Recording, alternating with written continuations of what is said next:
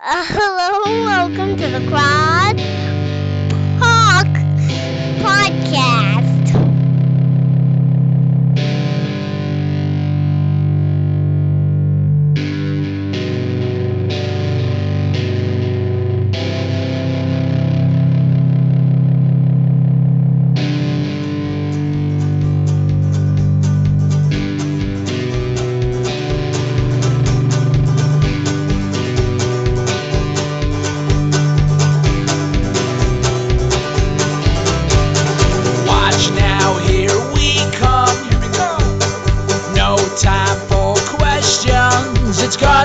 A beautiful day to start up a revolution.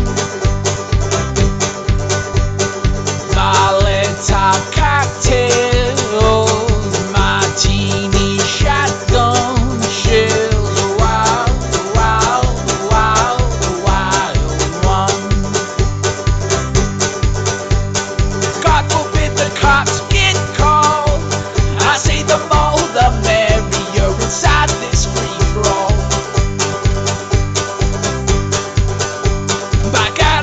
See it fall. I got front row tickets to the greatest show of all. Welcome to the Crackpot podcast with LaFond and Lockhart. Today we have a special guest. Mr. Alfredo is with us. I would like to introduce Mr. Alfredo by saying that he has been to jail, and that is the automatic qualifier to be a guest on the Crackpot podcast. And hey, so welcome. I get to be on the Crackpot podcast. I never have to serve on a jury. So there's two benefits so far from going to jail that are immediately redeemable. That's right. Thank you for joining us. Yeah, no, it's a pleasure to be on. I found you guys because I'd heard James on so many podcasts, Myth of the 20th Century. I know you're going to be on the Third Rail with the guys from TRS, which is another podcast I listen to all the time. I'm looking forward to it.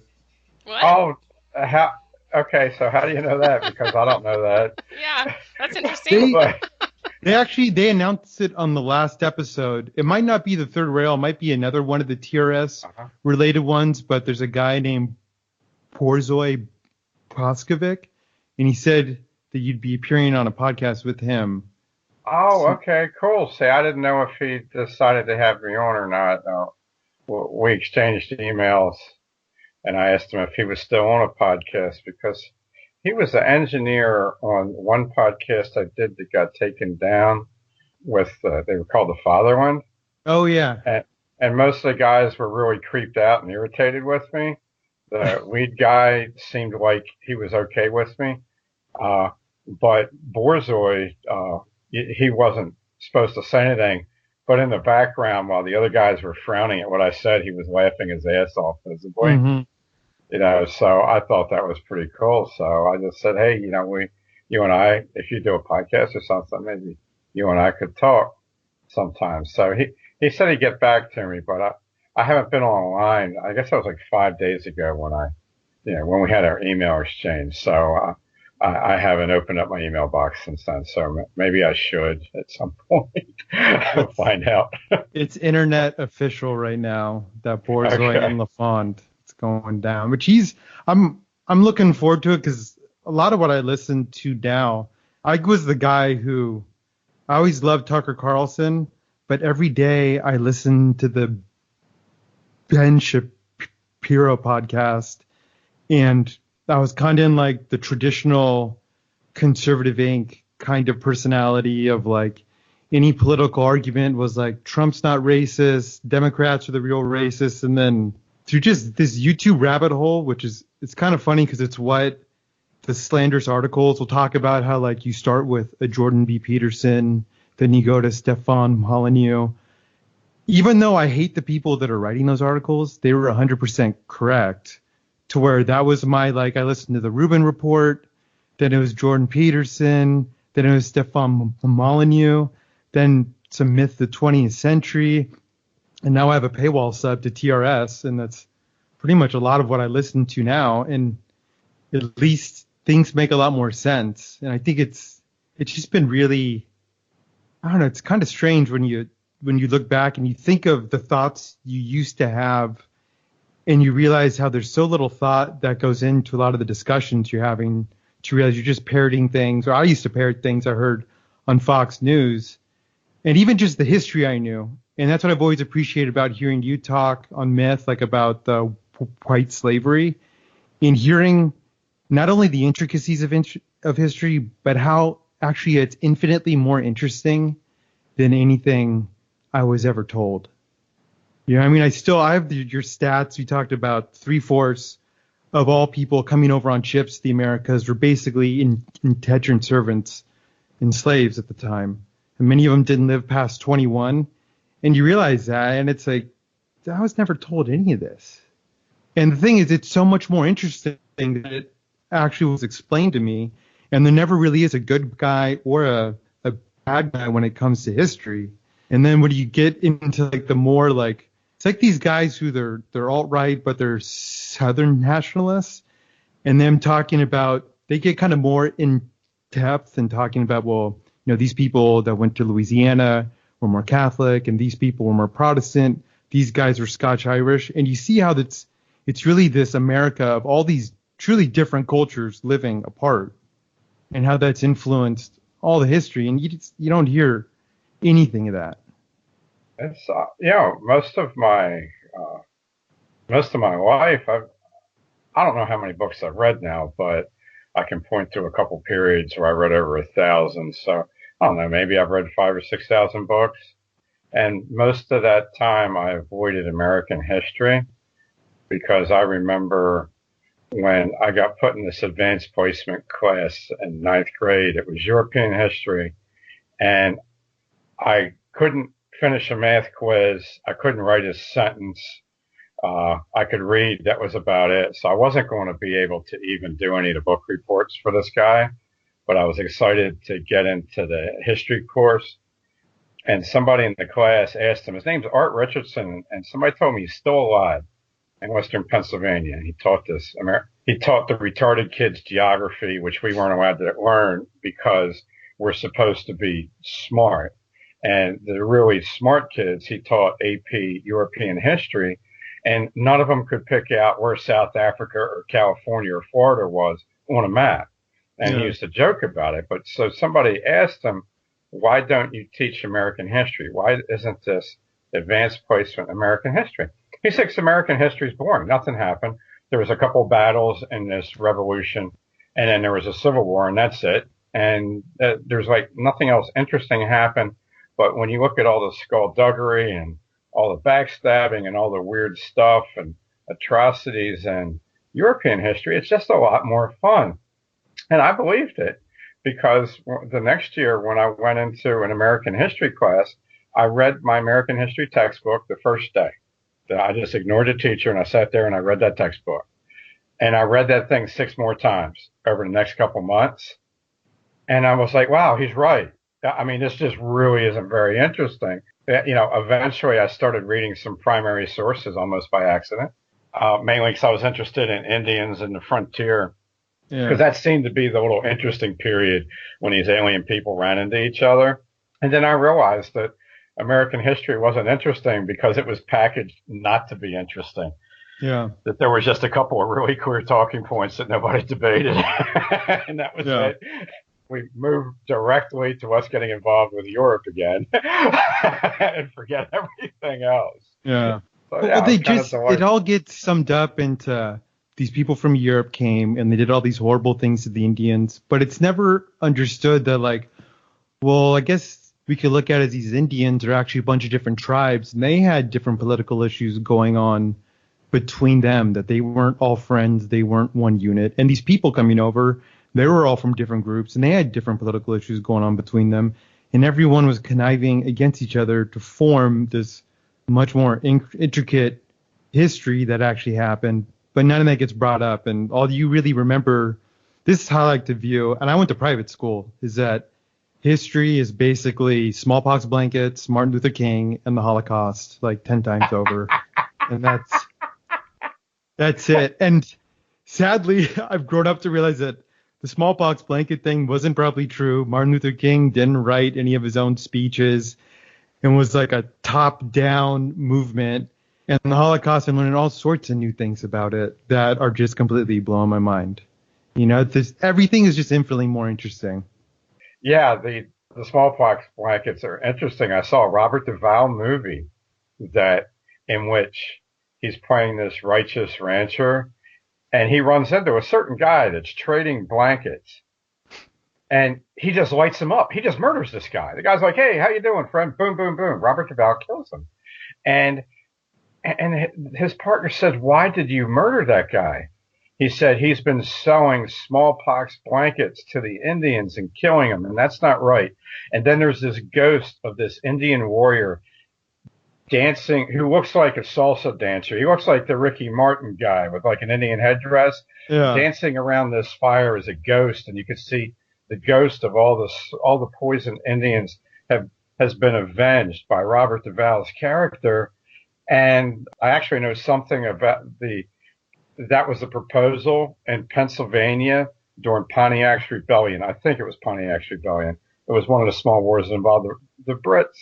And well, the English governor suggested it as an idea, but they didn't even end up trying it. But one thing that did ended up happening is when the Crow Indians started to get wiped out by smallpox, because their women were acting as prostitutes for fur trappers and soldiers and stuff like that. So there was a lot of saliva exchange going on, I guess.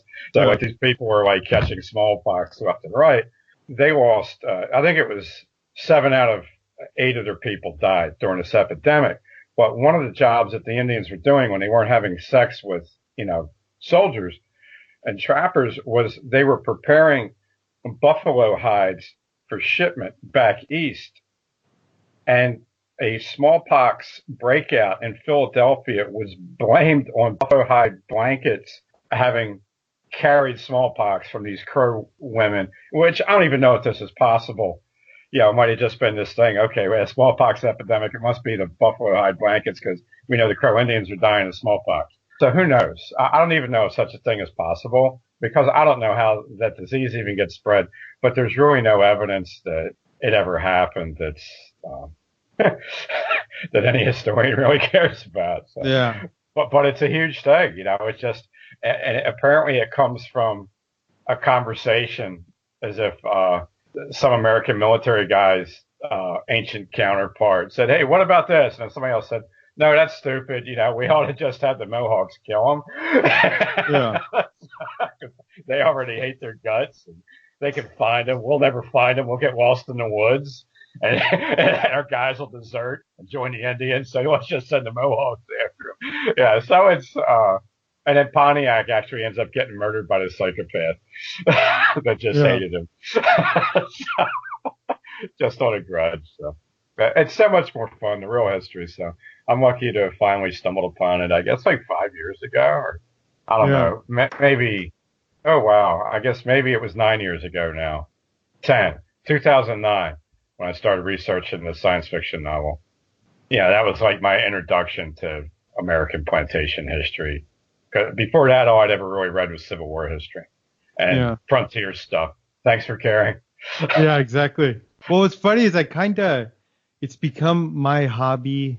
I live in Southern California, and when I have the opportunity with friends to talk politics or talk history, my basic new hobby is to repackage talking points of basically like the alt-right or anything I've heard from myth of the 20th century, because a lot of the critiques they have of society or even like revisionist history are really interesting. And as long as you avoid certain words and you just speak it level-headedly, everyone completely agrees with you. Like a big thing that like guys like Borzoi talk about is the effects of media control and how basically what we're given in terms of your life right now is just nothing but consumerism. That the deracinated American, you're basically left. It's almost like when you play a video game on the Xbox and you're going to create your character. That's what it is in real life in terms of like, well, I'm going to wear these kinds of clothes. I'm going to do my hair in this kind of way. and I'm going to do tattoos because I'm, let's say, this kind of guy. They're going to go down to my elbow, but they're not going to go all the way down to my sleeves. But if I'm a certain kind of guy, I have tattoos on my fingers and on my neck. And if I'm this kind of guy, I listen to this kind of music. And it's basically that this individualism means you're shopping and they've commodified everything that defines you into something that you can purchase.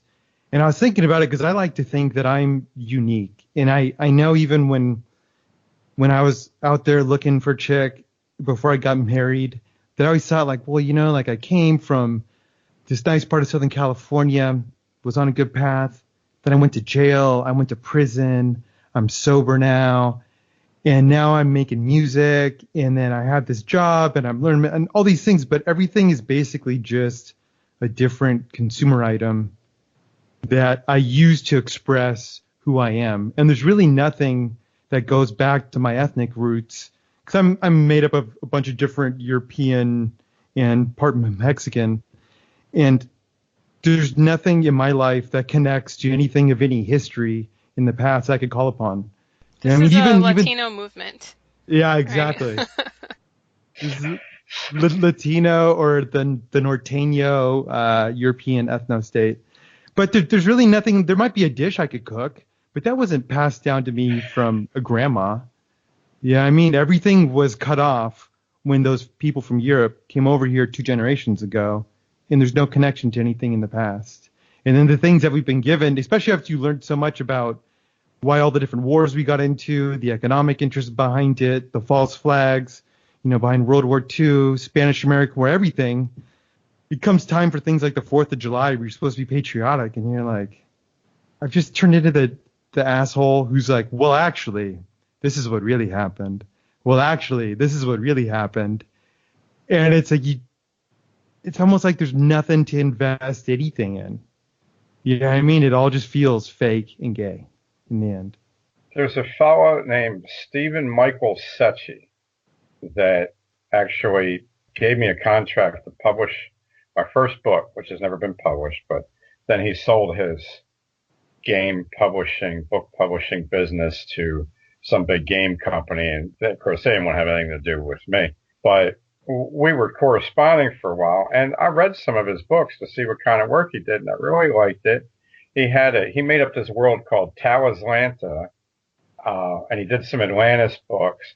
And in this fantasy world he made up, there was this race of warriors who had no hair that had been invented and manufactured by sorcerers, and they were all identical.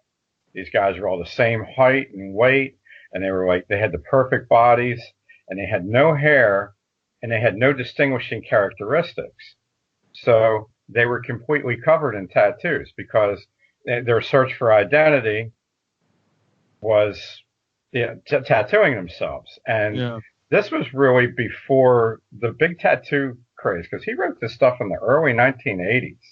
Okay, so that was really before tattooing just got crazy and it became the thing that everybody did. Like almost no guys my age got tattooed. Oh, yeah. And I was reading his books when I was in my early 20s. So then about 10 years later, when everybody I know is getting tattoos, that I just thought back on that. He really had something there. And he was a musician too. He recorded some music. I guess he's probably 10 years older than me. I hope he's still around. He looked like he was really fit, so I guess he probably is. Yeah. But that was just fascinating that he predicted that. And he's an artsy guy that's into music and writing fantasy, and I think from Connecticut. I think he was a Connecticut guy. But the tattoo thing, I kind of like pathologize it and see it as like everyone, especially as a white person growing up when I did. I was born in the mid 80s. Growing up, I never realized why I latched on to like hip hop when I was in high school. And I could say that maybe like hip hop was ascendant in the culture or whatever, but why did I latch onto it so much? And I think being a suburban white kid, you're always missing a form of masculinity or toughness. And that's like an allowable form of it. You grow up and you realize I'm basically like sagging my pants because this like criminal black guy's doing it. And this is weird. but like it's like an avenue of like authentic masculine culture, it seems like. And that's where I think the tattoo-ness comes in, because people see like the lump and pearls in prison, and they see that as that, well, that's an authentic tough guy community, and I want to model myself after it. So I'm going to get these sleeves that go down just like these guys do in prison. And I'll even get the neck stuff just like these guys do in prison. All these things, and now it's more acceptable. Depending upon what job you're going to go into, you can have any certain amount of tattoos. I know guys that sell houses that have tattoos on their hands down here. But it just seems like another one of those things of purchasing. It's like purchasing an authentic identity or just a piece of it. You know what I mean? And especially for men, I think that thing everybody wants, which is so much peace and serenity and an abundance of goods. They just want to feel tough. If you get into a fight at a bar, next thing you know, you're going to be going to jail. There's no avenue for you to really even express yourself. It's fascinating. I've always been fascinated by the tattooing and piercing stuff that I've seen. And I don't feel like I ever understood it, but I think the way you explain it, like I said, it reminded me of that guy's fantasy book about like these mercenary clones that tattoo themselves so they have an individual identity instead of just being this generic killing machine. Now, I even see, like, I see the most of it. There's a ton of it here in Southern California, but I go to these AA meetings, and there's a lot of young people because around me, there's like rehabs everywhere. Someone figured out a loophole that if I lease out this house and I put 4 people in each room, my lease might be $3,000 a month, but I'm pulling in like $12,000 a month. You know, so there's a ton of rehabs that opened up in this area, and you see these kids that are coming in, and they're like 20, and they're just tatted up completely. You know, and I think it's their parents sending them money to be able to pay for the tattoos, but it's just kind of trippy because it's like you're trying to idolize the people. Because even like I end up getting angry at them, but I was a victim of the same thing of like, well, why was I selling drugs in college for no reason when I didn't need to? Why was I getting into hip hop? Why was I all about this? And I idolized the criminality too, where I would watch shows about prison. I don't know if it was Bravo or A&E, or they had the shows about all the different street kings, and they did glamorize it, you know, when it goes into like, well, this is what the Serenos and the Aryan Brotherhood. And what's funny is you go ahead. The History Channel had this very long-running series called Gangland, and it was very glamorized. They had like, it sounded like Sam Elliott, like this guy with the deepest voice in the world. And okay, go on. And then, did you notice every time they do like a video montage, there'd be this sound effect of a guy going, like that. I just remember that all the time, like this anguish. But it's like the kind of like the whole Sons of Anarchy thing. And like I would watch that. I loved watching it. I thought it was so cool. And then when you start doing drugs, you start meeting people who have gone to jail, and then you start asking, well, what's jail like? Tell me all about it. And then you go to jail, or at least I did. You start going to jail, and you're like, okay, I've done that. That ain't shit. And after you've gone to jail enough times, there's a certain reverence and respect that's paid towards the guys that have been to prison while you're in jail, because you're just in jail. You haven't been to prison. You ain't nothing. And then you go to prison, and you realize that it's more dangerous, but a majority of it is very laid back, relaxed. I was on a level 3 yard. It goes up to 4. And even on the level 3 yard, things would pop off from time to time. Tensions would get high. But a majority of it was just you go to work, you work out, play some handball, play some basketball, and repeat over and over again. Try and score some weed so you could smoke weed in your cell, watch TV. A lot of it was the same thing over and over again. And then you meet a lot of the gang members, and you realize that, like, those guys on Gangland, like, half of them are living at their grandma's house because their dad is in prison too. And there's really, like, when you look at these different organizations, there's not some grand organization to it where they talk about like Mexican mafia. And then when you go to prison, you hear about the Serenos, who sounds like they buy drugs from the Mexican mafia. But it's not this interconnected hierarchy of there's a general and then there's this guy and this guy. But it's a bunch of little cliques of people that grew up with each other around a neighborhood. And the ones that are doing okay are really the ones that their grandma wasn't involved in crime, and they get to live at her house. And when they come to prison, they're a shot caller, and really they just spend a majority of their life in prison. And they hang out and they see all their friends from the street and there, and then they just stay on the good side, don't get high, work out, so you don't have to PC up because you just go into protective custody, which is what people do if they rack up a big drug debt or they do something really stupid, or if they're a snitch, they go into PC. And you realize that like all this stuff I was so like enamored with in college, these guys are a bunch of bums. Right, and their vacation is going to grandma's house, like when they're like prison gig is when they get a temporary break from it, they go back and live with the grandma. That's just if they're with black guys, it was either grandmas or they've gotten some chick pregnant and they'd be scamming these people. I'd hear all the time of like, man, like my wife, I'm trying to get her to send me some money. And I know the guy's got like 5 kids and he's trying to get his wife to send him money so he could look cool to buy a bunch of food from the commissary when you go to store in prison, look like he's a boss. But the only stability these people have is the women that are in their lives, and it's usually a grandma. Usually the mom is out of the picture, and if that person isn't there, then they're on the streets.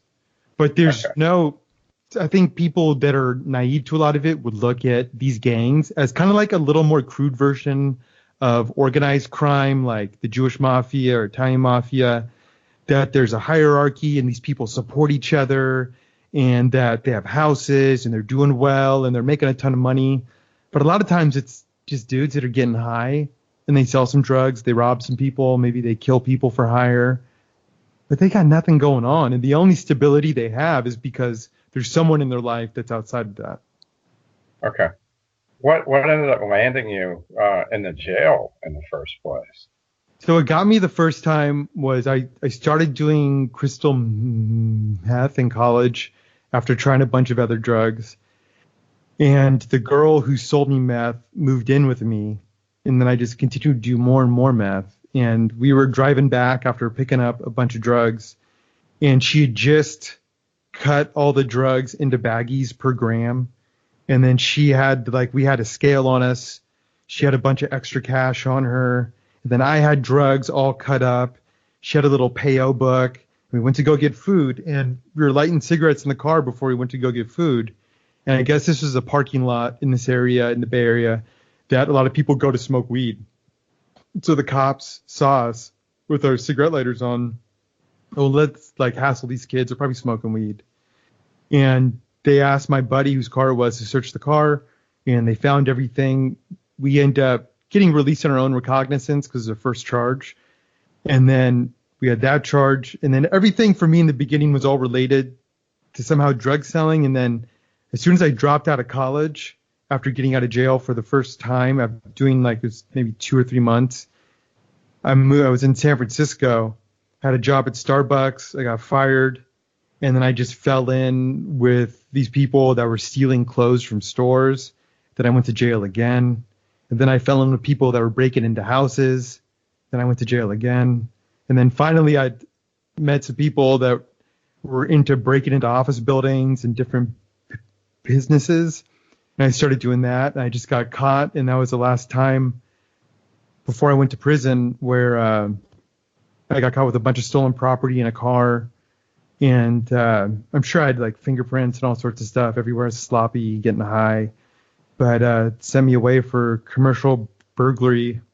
I got sentenced to 10 years, but ended up doing 3 years on 10 years. With the way when you go to prison or jail, they give you like a fraction of your time that you're actually sentenced to. And then I got out and paroled back home maybe like 5 years ago. Where's the money in so in a commercial burglary? What do you go for? What's the money in that?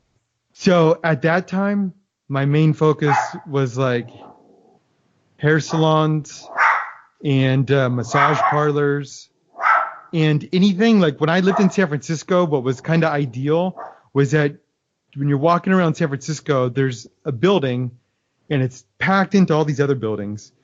And then on each floor, one floor will be acupuncture, one floor is massage parlor, one is a hair salon.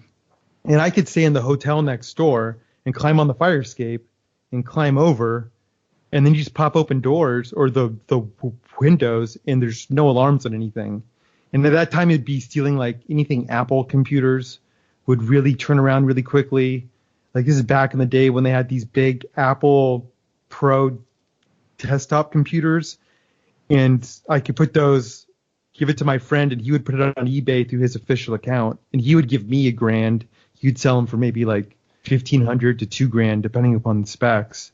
And each one of those I could pull out, which I'd be on a fire escape, holding one, climbing up, holding this basically like 35 pound computer, climbing with one hand, and I'm like 7 stories off the ground, climbing up this fire escape. And there's a bunch of different little things like that where you find cash, but it would mostly be computers. Okay. But bear in mind too, this is in the time before, like if there was a security system, there's always like a hard drive somewhere that everything records to, so you could steal that. But it wasn't like how it is today, to where I'm sure if you were going to try and replicate the same kind of hustle, there's, as soon as you step foot on that camera, there's probably a motion sensor that notifies someone on a phone to just call the cops. So I don't think it would work as well, or you have to be a lot quicker nowadays.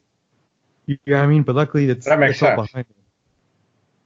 I was with a friend of mine that was my roommate once. He asked me to go to meet some rich guy in this office building in Towson. I didn't realize that they had apartments that people lived in the top of this office building. And he had stolen a deli meat slicer and scale. Yeah. From a supermarket that we worked in.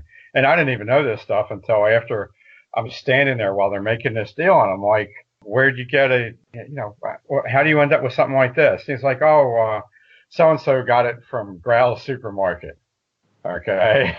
Yeah. So, and I didn't realize that you had just some straight guy that ran a business that lived in this apartment over top of this office building that was going to buy this stolen stuff from some dirtbag produce clerk from an independent supermarket. Yeah. In San Francisco, the fencing stuff was there's near Union Square, there's a turnaround where the trolley car comes that all the tourists get on. And right next to that turnaround, there's about anywhere from 6 to 10 Mexicans who were all sitting there. And they would buy, if you had a gun, if you had a computer, if you had brand clothes that were brand new or brand new purse that you stole, you take it to them, and they go to the swap meet across the way in Oakland, and they sell everything at the swap meet. And there's standardized pricing. Like if you steal, like there are these jeans that were really expensive called 7 for All Mankind was the brand. And those jeans would cost $200. They'd give you 30 or 35 per pair. So if you're lucky, like my friends and I used to do, is we would go around all night checking car handles, and then you find an open car, and sometimes you find a key. Then we drive the stolen car, and one person would drive, the other person runs in and grabs like a stack of 14 jeans, which you get $40 a pair. Then that's enough to pay for your hotel for a couple nights, get some drugs. It's like maybe $600. Then you go around and hitting. Then you could go out of town in the stolen car, go to the outlet stores, hit them for what's, in season or what people really want to purchase. But the thing is, you live that lifestyle, and it's like you're lucky if you stay out more than like 3 weeks out of jail. It catches up with you super quick. And that was for me, like all my 20s. I'd say maybe 21 to age 28. I spent maybe a total of a year out of jail. It was just in and out, in and out, in and out. Well, what's your age bracket now? I'm in my early 30s right now. Okay. Now, so what meth? Somehow meth has been kept out of Baltimore. It's really bizarre. I've talked to police officers about that they don't know who or how, but they're like, this is one of the only municipalities in the country that any of us know of that this stuff's not just all over the place. Yeah. So I've never talked to any people of the stoner friends that I've had. I never talked to anybody in the Baltimore area about what doing that stuff is even like. I could talk to pot smokers and people that smoke crack and stuff and ask them what that's like. Well, what does meth do, and how do you imbibe it? Do you smoke it somehow? Is there a special thing you smoke it in? I would shoot it up, or there's like there's a glass pipe. You know the crack pipe is like a straight shooter that's got a hole on both ends. For crystal, it looks like a crack pipe, but at the end is like it's a circle, and you basically, the flame never touches the circle. There's a hole in the top where you could suck in air in the circle. It almost looks like if you took a light bulb, but if the light bulb was perfectly circular at the end and you attached a crack pipe to it. I have a picture because my kid found one at the beach a year ago, so oh, God. I'll put it up on the slideshow. There we go. Oh, okay, cool. So, archaeology. Yeah. Support the podcast. So, but I'm sure back in the day, did you ever take Black Beauties? Did you ever take an amphetamine of any kind? Everybody I knew was, except for two guys in high school, were popping pills and smoking pot. I never did any of that. And then when I got to Baltimore, every single person I knew, other than my wife, was smoking pot. And the pills that they were eating back then, like around 1981, they call them Pink Hearts, Quaaludes, Mentha Quaaludes. The one guy that sold the meat slicer, he took these things called Mentha Quaaludes. He said were horse tranquilizers, but he was huge. He was like a 350-pound guy. And then pain pills started coming in, like Percocets, I think, were the first ones I've heard of. But I was never even any good at telling when somebody was under the influence. I could tell when they were drunk. Yeah. And I could tell if they were a pothead just because they were lazy.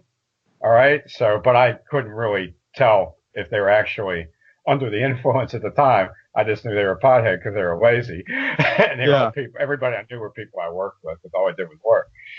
So I'm really not that familiar with the effects and everything. But, so I don't know what a Black Beauty is. It's a kind of amphetamine. Meth is just like a longer acting amphetamine, and it breaks. You're able to smoke it, which you can't do with amphetamines. It stays in your system longer. It gets you higher. But basically, if I had to describe the feeling, it's just you become so absolutely fascinated with, they call it tweaking out. And it could be like cleaning out your car. It could be making music. It could be painting. It makes you so hyper focused on something, and you just enjoy it to a T. You'll even enjoy things you wouldn't normally enjoy. It also makes you very horny too. So there's a big like sexual component with it, but it just it makes you feel like intense euphoria that everything's going to be fine. And everything just feels so easy to accomplish. Like you'll be sitting there and like, you'll think you have the plan on how to become CEO of a big company. Like, well, I just got to do this, this, and this. I keep on doing this, and you don't realize that like you're probably not going to go to bed for 3 days. Then you're going to crash, and then you're going to be asleep for 2 days. So whatever job you have, you're probably going to lose, or you're going to sleep in through that test at school you got to go to, and just this cycle of unmanageability that catches up with you. Like with the heroin thing, to my knowledge, I've done heroin plenty of times, but I never was on it consistently. I know with heroin you have to have it, which gets in the way of your life. You kind of can't focus when you're on it. Whereas on the other end of the spectrum with taking crystal or with amphetamines, often you just can't manage your sleep cycles. So pretty soon it's like, yeah, I got a ton of shit done in like 3 days, but I got to go to bed for 3 days. So whatever engagements that you have to catch up with are just completely shot. It sounds like it describes my former roommate's girlfriend who was a crackhead. And she would demonstrate this kind of up behavior and then crash, What's weird with crack, though, because I had after my crystal dealer went to jail, a buddy who I was doing crime with, he was into crack. I started smoking crack for a while. But it is such a fleeting thing. It's like the most, with crack, like from my experience, it's really like the most curse of a drug that you could ever want anybody to be addicted to, because it is so incredibly fleeting. And the state you're left in, so you get high on crack, and then you're all done with your crack, and that high lasts maybe like a couple minutes with a little bit of like a 10-minute after high. Then for the next hour at least, your neck is stuck looking at the ground because your pupils are dilated and now every speck looks like crack and you think it's crack and you really want to make sure it's not crack by putting in your pipe and trying to smoke it. And you're in this torturous state of like, you know, you don't have anything left. You know, if you've ever dropped anything, you smoked it. But you know what? This might be crack. This might be crack. And you'll even see people on the streets in San Francisco who they rub their finger on the ground, they stick it in their mouth. And they're like, no, that's bird shit. No, that's kitty litter. Like just testing it before they put it on their pipe. And it's a horrible existence, more so than heroin and for meth. And there's plenty of dudes out there in San Francisco that are sucking dick for heroin and meth. Crack's even worse than that. You know, it's okay. And it's the super focus thing, that explains why Bob told me that where he lived in the Rockies when he worked on oil rigs, that's where it got its start out there, was with the guys working on the oil rigs to work their long shifts and stay alert and everything. This is where it kind of gets interesting to be a little conspiratorial, because you mentioned how you never really saw meth on the East Coast. And the first thing you'd think of, well, the East Coast is farthest away from Mexico where a lot of it's made. With a lot of the laws, they made it to where if you have some glassware and some acetone, which you need a lot more than that to make meth, that you get 10 years just for that. So they pushed all the manufacturing outside of the U.S. from the homegrown farm-to-table cooks. They took American jobs, shoved them to Mexico. And they cartelized it. But then you also think, well, why is it not on the East Coast? Because there's guys who are working for El Chapo getting caught in China taking shipments of meth. So do you think they'd be able to get it to the East Coast? And I really don't have an answer for it. I just always know that from what people told me, if a gram of meth costs $100 in California, it's $200 on the East Coast. And I think part of it's just kind of like a trend. You probably have a lot more, I guess, the working class communities, it sounds like on the East Coast, the blacks are all smoking crack and doing heroin. And then I guess the other non-blacks be doing the same thing too. You know what I mean? But I heard more meth was getting out there. But what's interesting is I've been out of prison since 2013. I only have 2 years sober. So I've done drugs since I got out. Didn't go back to jail for any drug-related stuff.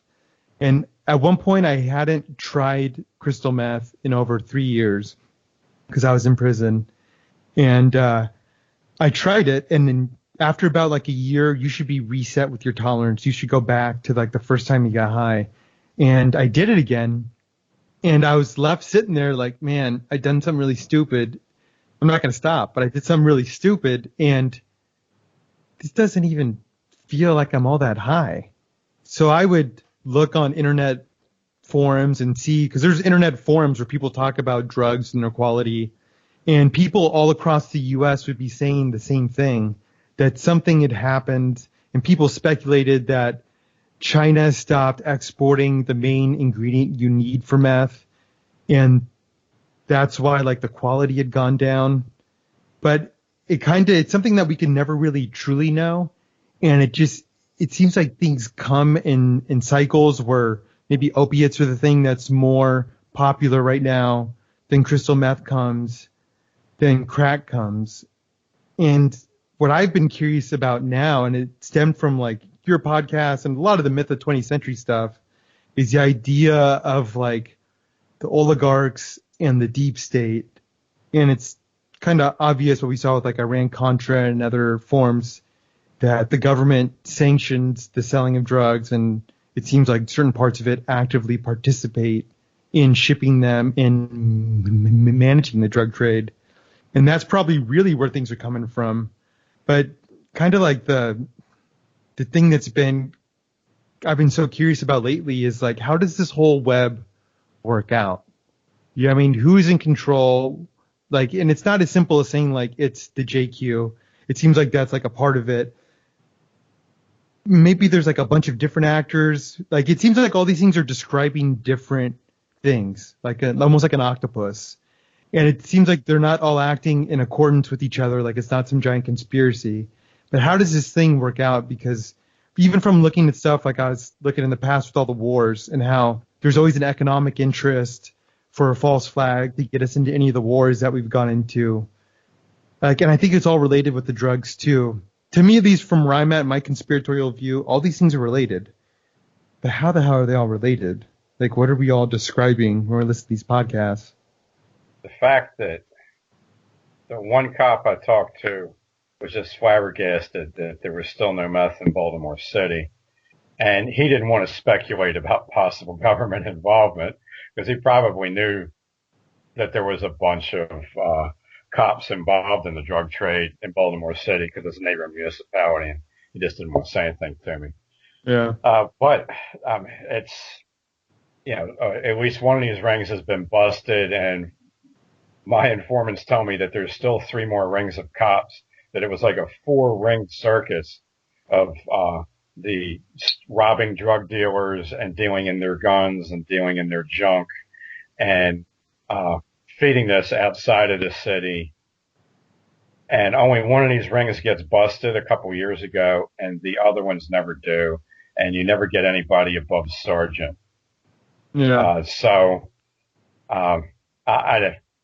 Maybe it's just because it's such a cash cow that's there for corrupt cops to make money on, or even maybe bigger federal agencies could actually fund projects that they can't get above board's funding from.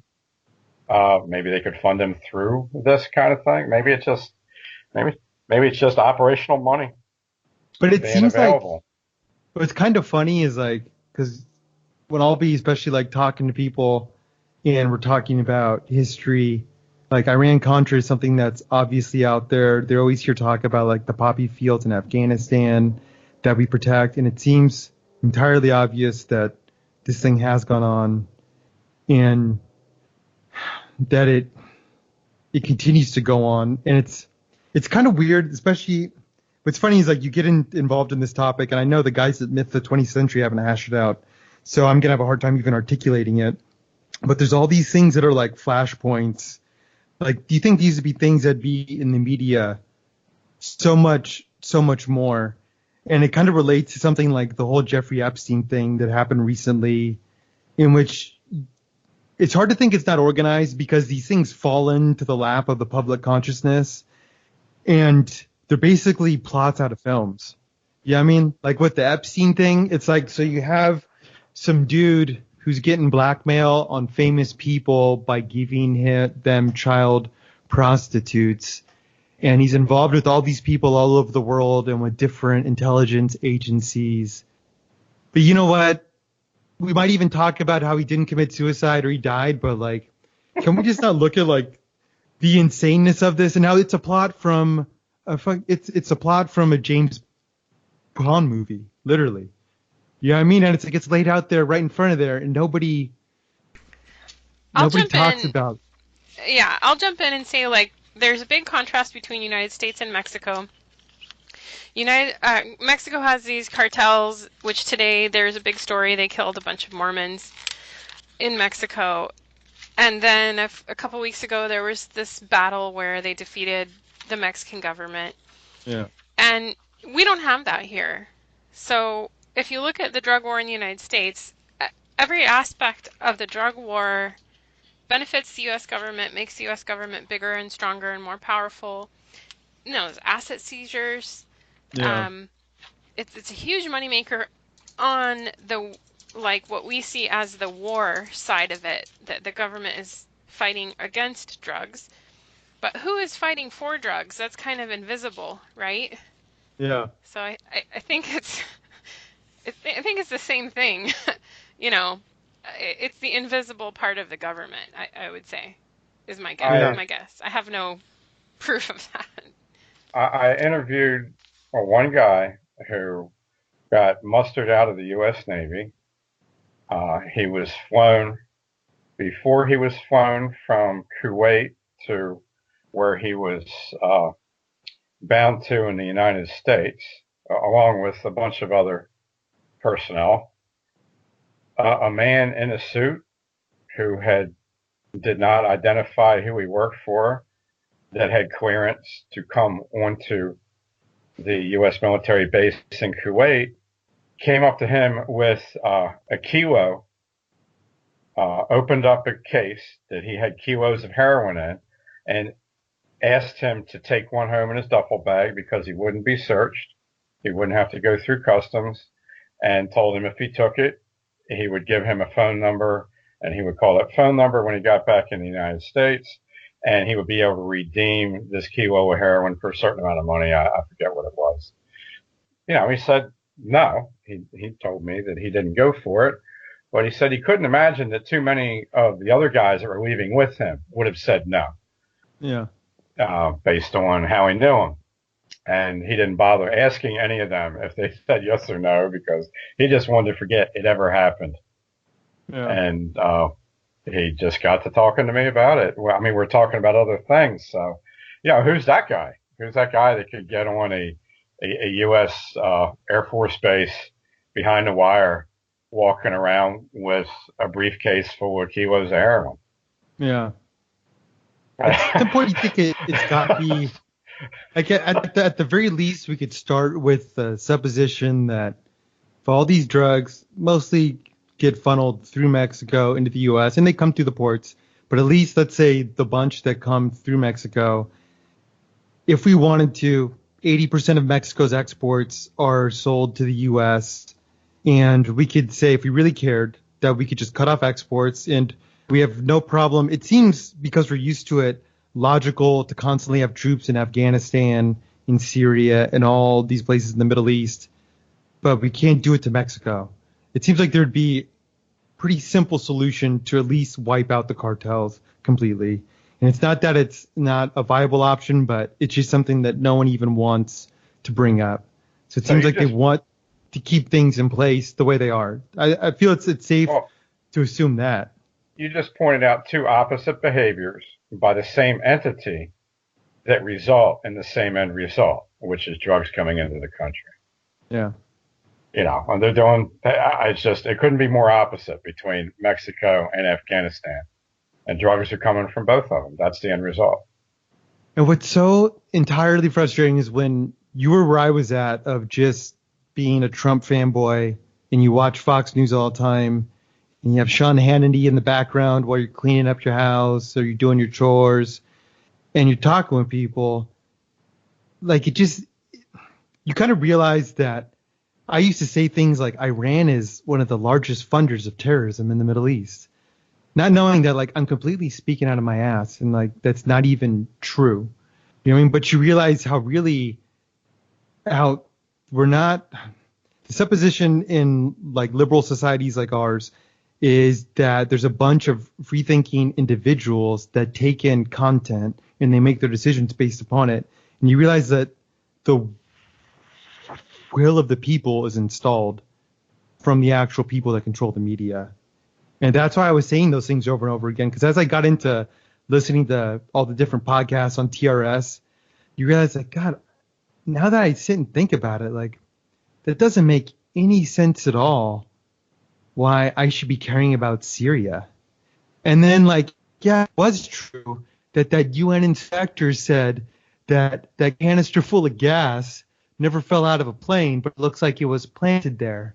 And that also seems kind of weird that, like, those guys John McCain got a picture with, well, they're calling them, like, free rebels of Syria, but there's guys from ISIS that are in that same picture. Like, what the hell is going on here? And, like, why was I listening to all that crap? And why was I listening to Ben Shapiro? And then why am I supposed to care about Israel? And I keep saying they're our greatest ally and their democracy, but, like, this is all fake. Don't forget they're the gayest place in the Middle East. That's really important right now. That's okay. You know what's they're super gay. Okay, that's why we have to support them. And then what's interesting is after you spend a little time in San Francisco, you realize that, like, the whole gay thing is just pretty goddamn gross. And, like, especially I had a first-hand account because I was doing meth in San Francisco where there's a large tranny community. But, like, you hear all these things and it's the media that just completely reaffirms why the media hates normal normal white people, but normal people especially, is you hear these things of like trans women of color experience so much violence, and it's like, well, if you were a prostitute doing meth, you would experience a lot of violence that comes with it. And you know what? Every trainee I knew, I did not know a single one that had a day job. They were all doing meth and being prostitutes, and they encounter all sorts of violence, just like regular prostitutes that do meth. Wow. Everything you get really blackpilled, because once you just get the red pills doled out to you, and the thing is, once you get over, like when Charlottesville happened, I was like, look at these guys. We're trying to really change the country, and we got these like white supremacists, anti-Semites in our house. We got to kick them out. Once you listen to them, like Richard Spencer might be kind of fruity, but you hear like Mike Enoch, Sven, you listen to Borzoi and the thought that they have, and you realize that these guys are actually really intelligent. And not only that, but the thoughts they're having, they make complete sense. And instead of me wondering, like, well, you know, blacks are natural conservatives, when are they going to start voting Republican? Because, you know, the unemployment number is so low because of Trump. Don't they realize it? And don't they realize that, like, all those guys in the KKK were Democrats? You step back and you realize, like, God, I was such a moron. Like, I can't believe I was imbibing all that. And then repeating it to other people. And now my biggest kick is to take the alternative historical narratives from you that I hear on all your podcasts and various other people. I haven't brought up the Holocaust revisionism yet. I keep that one close to my breast. But that, and then alt-right talking points about community, ethnic cohesion, and sometimes you could talk about Jewish power, you know, but you bring all that up and you just stay away from the bad words, and you realize everybody agrees with it. That, like, they are kind of sick of no authentic community, that everything is consumerism, that you go to work just to buy cheap plastic shit from China, and then you watch Netflix, and that's your life. You're basically just a pod person. Last Christmas, I spent a lot of time with a family friend of a friend kind of guy who's from Venezuela, and he's like absolutely hates Trump, and could not wait to say bad things about Trump, you know, because he's a racist and all these things. And then, like, come on, I don't know how, you know, connected you are with your Latin American roots, but American racism cannot touch Latin American racism. Oh, yeah. Not even in the same class. So pretty soon he's talking about how blacks are natural slaves, and they really, you know, were brought to the new world because they be better laborers, you know. I'm like, yes, dude, keep talking, you know. Oh, when Which you I see don't those believe charts, that, by the way. That's not my. What's that? When you see those charts that the Spanish had of all yeah, the different, we had like octoroon and we had quadroon, but they had like, okay, you're a little bit Indian and you got a little bit of black, and you're part Spanish, but you're like this much name. Indian and this much black. Yeah. So, but you know, this is a guy who like spits on Trump's name, and then 5 minutes later, he's giving me the conquistador narrative of how to manage your various classes of labor or whatever. So, just people just love to have, you know, a team or a brand or something. I don't know, but then it's okay. It's fun to get them talking. I think the heart of it. So we all talk about liberals. Of the liberals, how America calls liberals, they virtue signal. I think what's more important out of all this is no one's signaling their virtue, but they're signaling their status, and their status signaling through virtue signaling, because these older ideas, these ideas that we categorize, everything before 1965 is racist, all this, those things, those are what low class people think.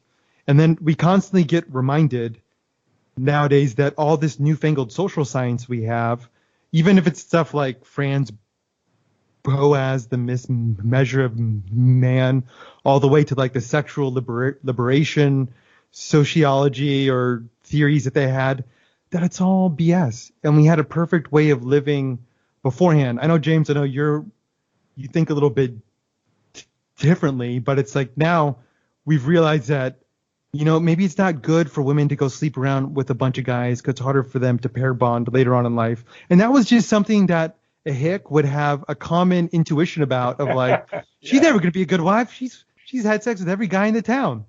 And it was just a natural intuition passed down through years and generation after generation. But then we came up with this newfangled social theory, and then it had to be disproven later on after all these unhappy women on SSRIs that have been told to go work a job, have sex with a bunch of dudes to find yourself, and then hopefully around 33 to 35 you can maybe have one kid, and hopefully you won't have to pay for all that IVF to be able to do it. Like I'm seeing, that's like everyone I live around now. It's all these women who are all doing IVF because they're in their mid 30s trying to have their first kid. You know what I mean? It's funny, this topic just, it's like all the red pills kind of take you down all these different tangents. But I think that's important, though, is that the one leads to another, and they all seem like not related to each other, but pretty soon you just stumble over all these structural lies. Like with James recently, it's the diet thing, you know? Like, of course it was wrong. Of course it was a lie. Yeah, and then they go after the citizens of, look at these fat goddamn Americans. Look how fat they are. When it's like, well, you know, maybe if there's something going on society-wide, it might be a systemic issue. Yeah, I mean, the fact that everyone's getting fat, it's like the costs are all put on the individual when it comes to something negative. You know, it's always like, oh, well, why did you do that? You're just a dumb individual. Don't you know any better? Yeah, I mean, it's like the same thing they do with the kids, racking up all the financial student loans. It's like, oh, you're supposed to be a smart, discerning individual. Why would you go and major in that and now you owe $250,000 when it's like, dude, I've been fucking talked to every day of my life that I have to go to college, that I'm going to be a complete piece of garbage if I don't go to college. And I was even taught, too, that, like, you're a loser if you don't make it in the big city. If you can't somehow get into San Francisco or New York, you're a loser. You got to move away from home. These are all the things that were signaled to. But when someone realizes that, like, you know, things aren't that great when you actually do it, it's like, oh, well, you're a dumb individual. Then, you know, there's so much competition in the city. Why did you think you're going to be successful? Why did you think you'd pay off all those student loans? Like, that was a dumb thing to get a major in. And it's like, it's all these things of just like, it's kind of weird. Like, I would sum it up in that I think in every healthy culture, there's a mythology and there's BS that we tell ourselves. Like, if you look at like the founding of Israel, there's not just stuff like with the Holocaust, but there's all sorts of different things that they talk about as Jewish people that say, hey, they tell themselves these lies and they repeat them because it strengthens themselves as a people. And I would say the weirdest thing about America and basically like global homo in general is that the lies we tell, they're dangerous to ourselves. Like, look at what you're taught to learn. It's not to build yourself stronger as a people. It's just lies to basically make you the best cubicle worker that could possibly be and the best consumer. And if you happen to be a white person on top of that, it's lies to get you to hate yourself and your history and your forefathers and everything before you. You know, and these are the lies that we imbibe all the time. It would be good when you go appear with Borzoi. His thing is about how mass media basically install all these ideas into the people. And the one thing I've noticed when I try and red pill friends, I can get them to agree on all sorts of things. But what I'm never arguing against, I'm never arguing with someone who knows history. I'm arguing with the movies and the TV that people have seen. That's what it is every single time. Yeah, I mean, I'm really fascinating. Like, especially when you hear about the different nuances of the KKK, why they formed, what they actually did, or how communal justice happened in the South too. But when I bring up how like lynchings weren't all black people, it was about like a fourth white people. Yeah, I think it was 27%, I think is the number that I got off the Chestnut Archives. And the most recent treatment I've seen of that was somebody writing an article explaining away all of these, all of that 27%. Some of them were Indian, some of them were Mexican, some of them were this, some of them were that. They're trying to whittle it down essentially with just guesses. Yeah.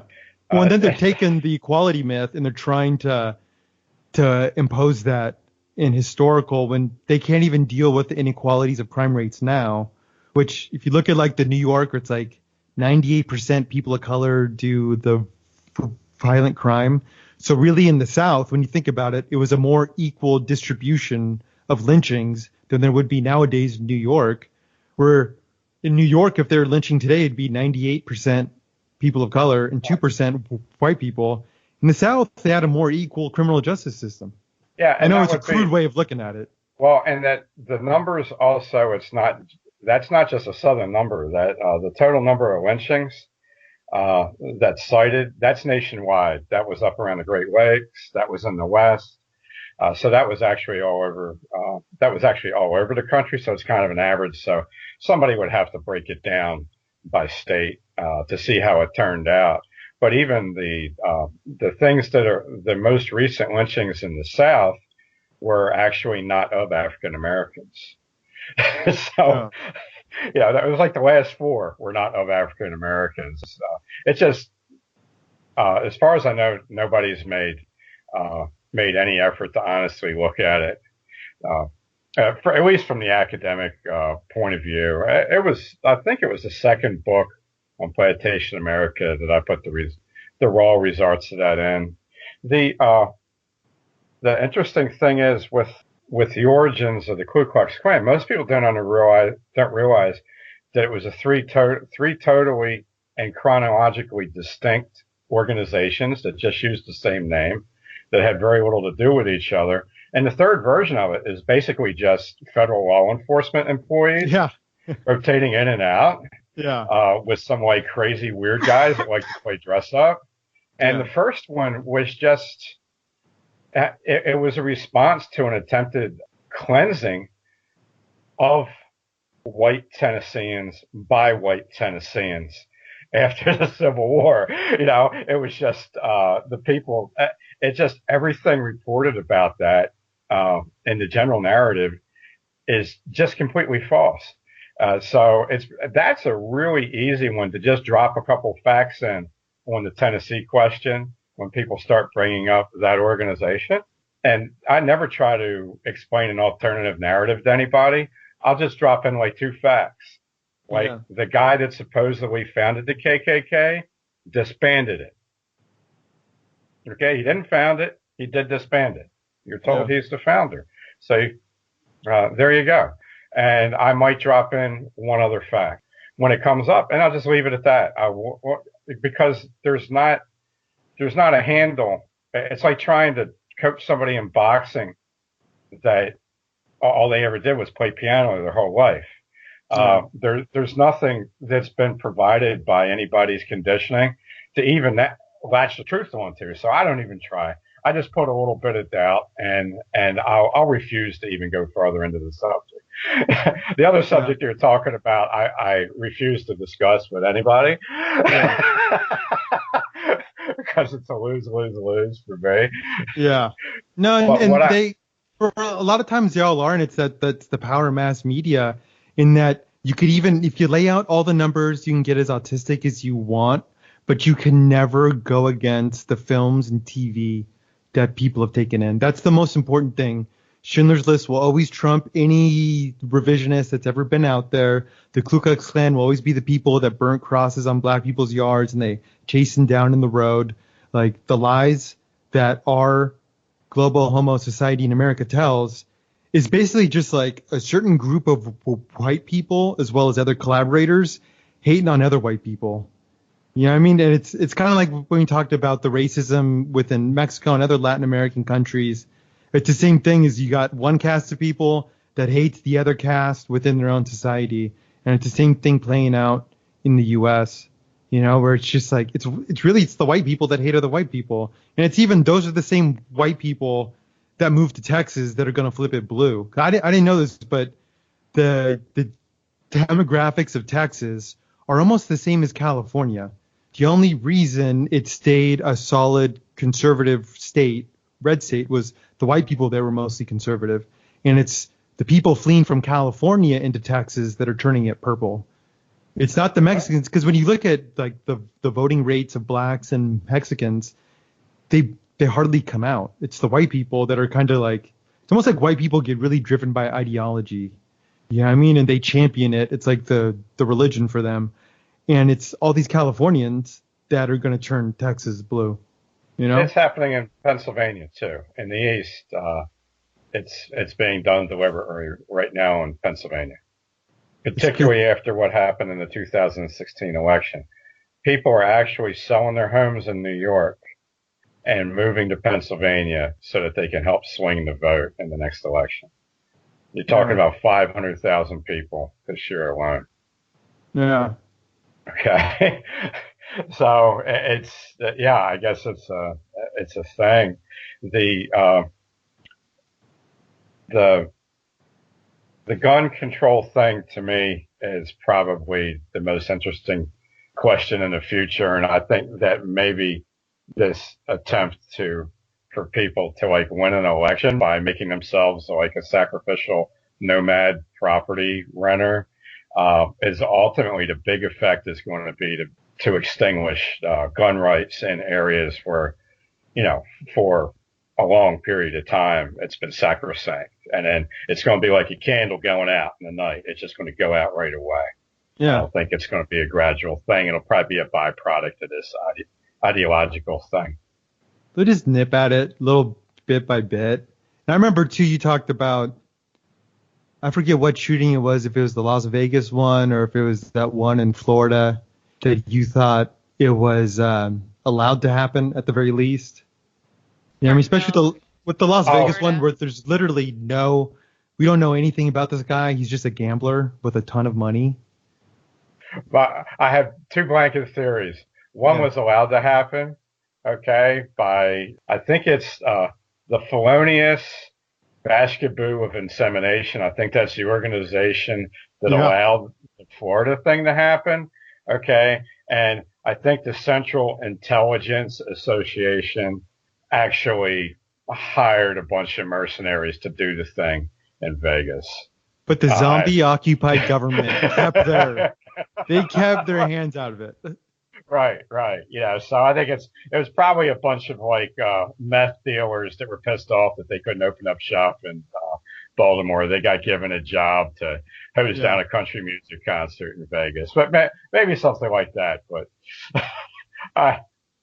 and why would the bigger government care? Because it all feeds into the narrative that gun rights have to be gotten rid of.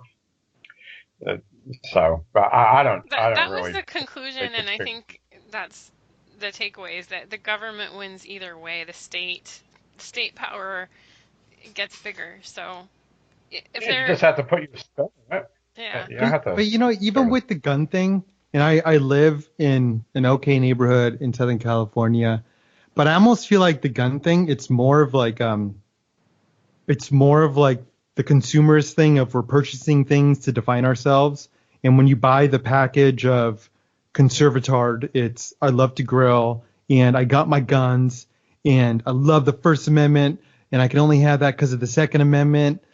But if the guns go away, it's like I don't feel like anything's going to change. There's never going to be a civil war. There's never going to be any of these things going on. It's almost like it's a security blanket. And when you saw like the guys in France, because they don't have guns, when they're the guys with the jackets, the yellow vests, were getting into fights with cops. Like in America, a cop would just shoot you. But in France, the cops didn't have guns. And there's a famous viral video of the boxer just like knocking fools down. And it's like, it's not something that's even possible here. And I think that gun provides like a security blanket. It ends up being somewhere like I could take it or leave it. Like I don't see how, no matter what, I'm not even going to vote this year. Maybe Tulsi Gabbard, little protest vote. But it seems obvious that there's just this train that's on these tracks. And that's the way that this society is going to go down. And there's nothing you can do about it. It's going to get gayer and gayer. Given that the train is on the tracks and it has tremendous momentum, that's the one thing that I do give Trump a little bit of credit for. I mean, he does things every day that bug the hell out of me, absolutely. And I think he's made some big mistakes, but whatever. But, if you look at it like, well, there's two things. One is that he's just one guy. Literally, it's been demonstrated over and over that the executive has no power to oppose the weight of the federal government. number one. And number two, he's like created this hostile immune response, which is what James predicted, where it's actually worse. In some ways, it's probably worse than it would have been because we'd be like on this more relaxed roll on the train Yeah. into pause world hell forever. But Yeah. at least it would be kind of smoother and slower. But now, like, because you have this civil war on the pause train inside the government, we experience more turbulence, I think. I don't know if that makes sense. Well, you need, if you're going to have the way these types of government systems are managed, instead of just taking people and putting them in a gulag or shooting them, you're giving economic incentives and letting people know you're not going to be economically successful if you oppose, the consensus here. And you can allow a little corner of kooks that you can point at and make fun of. Yeah.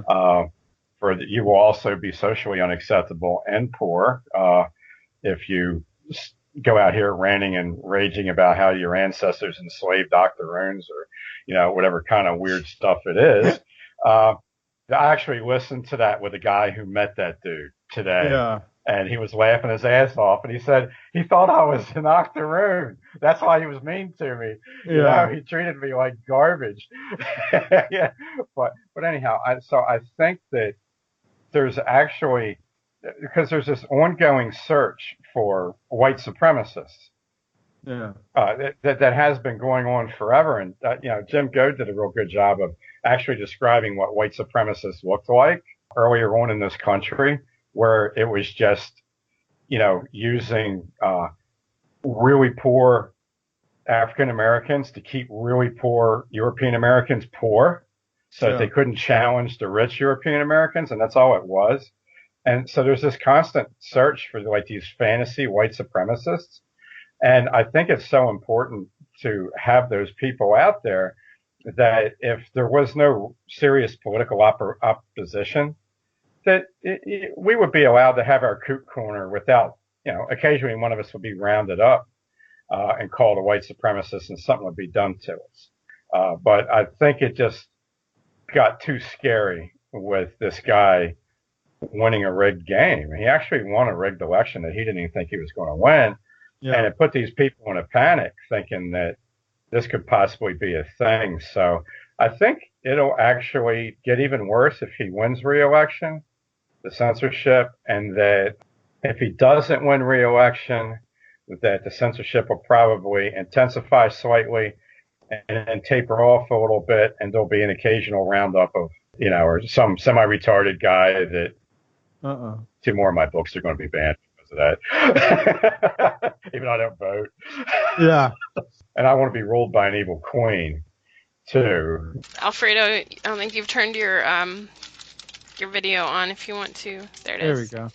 I think it's all like it's the verses of the gay versus the masculine, because now like even when I it's hard for me to listen to hip hop now. I feel kind of like when I listen to lyrics, I imagine my grandma being in the car as I'm listening to it, and how would I ever explain this to her? And it makes me feel kind of like ashamed. But then when I look at pictures of the rappers now, they're all starting to look gayer and gayer and gayer. Like it's like this global homo pause infection into everything. Yeah. I think that we've noticed that where like even black men are now have to be gay. And we see it in this super dumb Charlie Kirk thing where he drags around this gay black conservative guy. His shield. His beard shield. James doesn't know who we're talking about, but he's like this young he's the hire. face of like conservative Inc. He's gross. Supposed to be like, so gross. If I'd explain it, he goes to college campuses and he's supposed to put a shiny new patina on neoconservative talking points and say like, we need a wall, Trump is awesome, the black unemployment level is so incredibly low. He's constantly tweeting about black unemployment. And his tweet of all tweets was, Trump just signed a declaration making anal sex legal in Botswana. Yeah. Yeah, and Then he said boom, because he'll say boom in his tweet. That's his signature, boom. Yeah, so everyone was just like, oh, gay sex is legal. Like, this boom. is conservative, Botswana. young conservative America. So he goes around giving speeches and he drags various characters. And he's got this gay black dude that he drags around, and they've been getting trolled in real life with these funny questions. But he's the one that somebody asked him, like, why do we have to send so much money to Israel?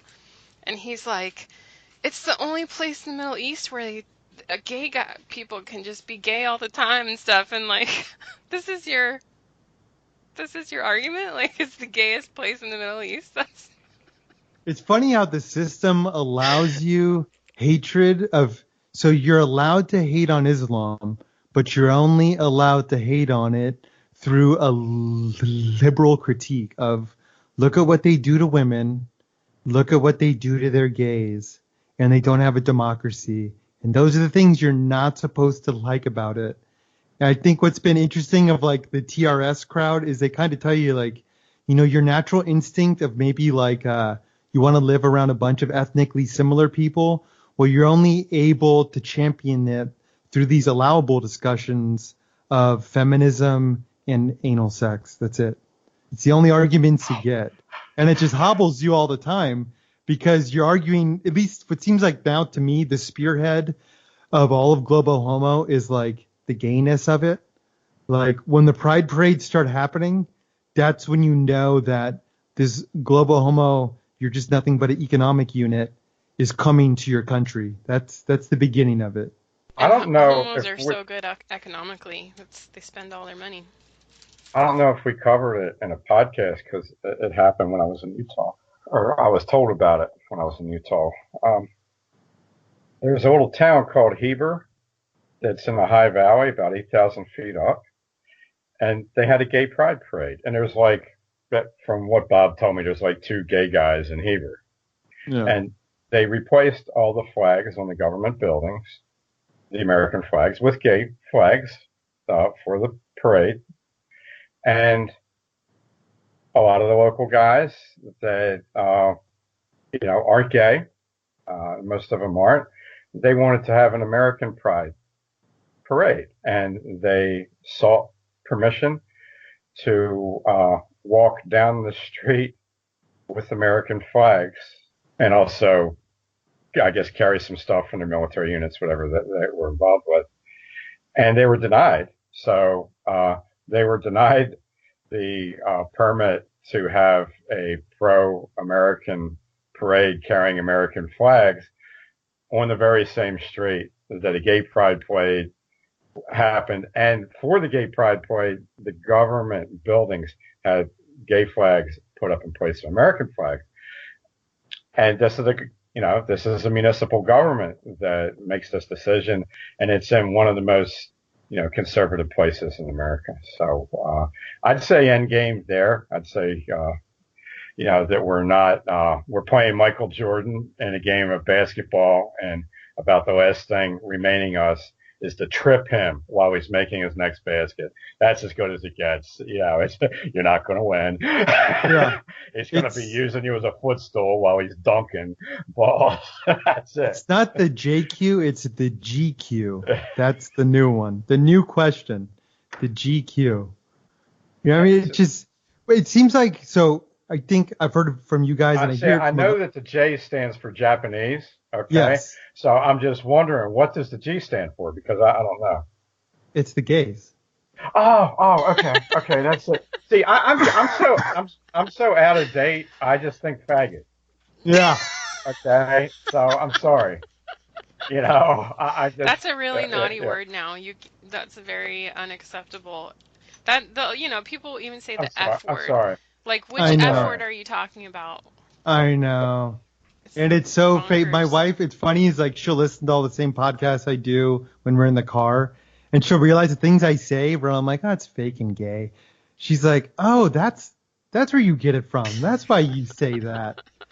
But so one thing that I've heard used a lot in talking in reference to the system is that all these things like the drag queen story hour, the gayness, it's really all used to just smoke out the people who are against what the agenda is you take the most like strange, degenerate, humiliating things, you shove it in people's face, you tell them they have to like it, and the people that are against it, that's who you have to suppress. That's who you have to go after. That's who you have to deny getting the promotion. And it seems to be true, though.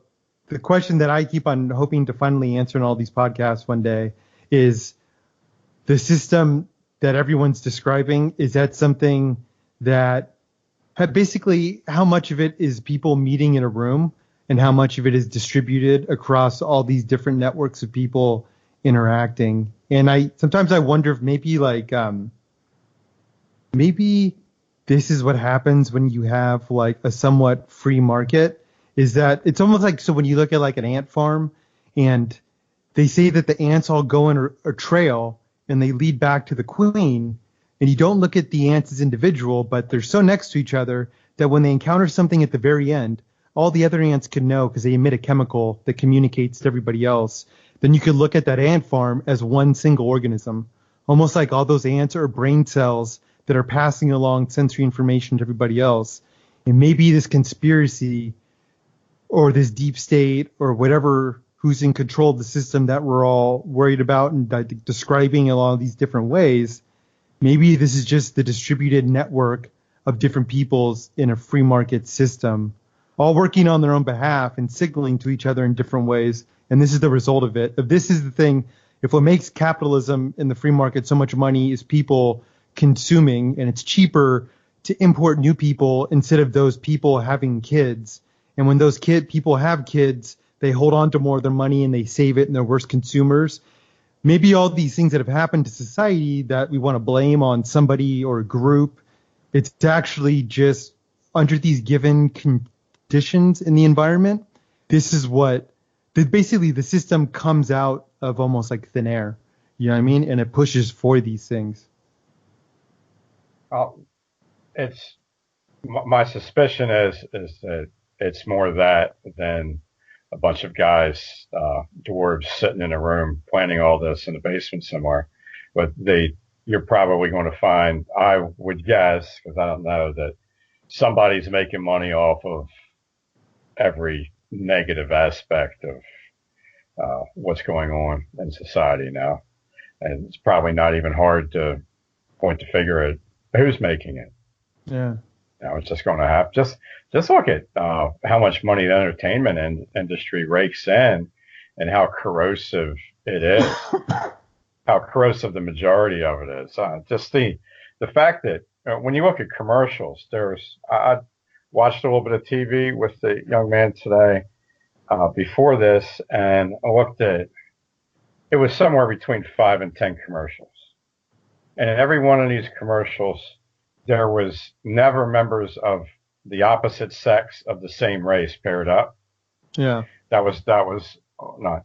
There was never a positive depiction of a man of European ancestry, ever. And every depiction of a man of African ancestry was positive.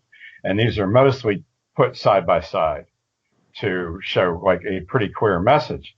Now, this is advertised. This is blatantly for-profit stuff.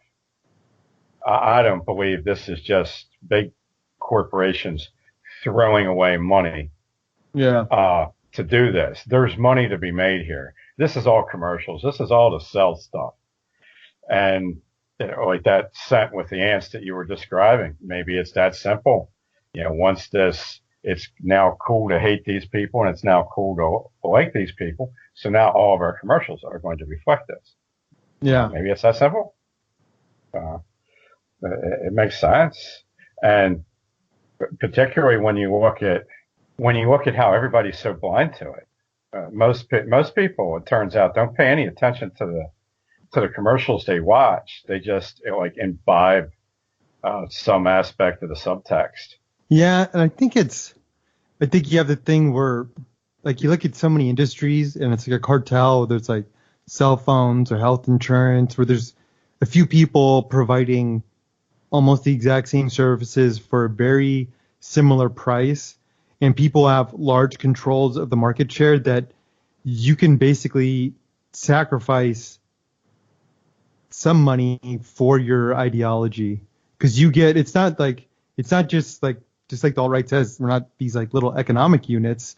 Economics aren't the only things driving people, but also the social credits that they get from the people around them. Of like, whoever was Gillette did that shape commercial that got all that hubbub. Of like, yeah, they might have lost some money, but imagine the cocktail parties that they go to, that the marketing campaign designer, as well as even the CEO of Gillette, of like, you know what? I took a hit because I care about toxic masculinity or whatever the buzzword is at that time. And that's really important to these people too. Because without religion, there's still something that's got to animate you.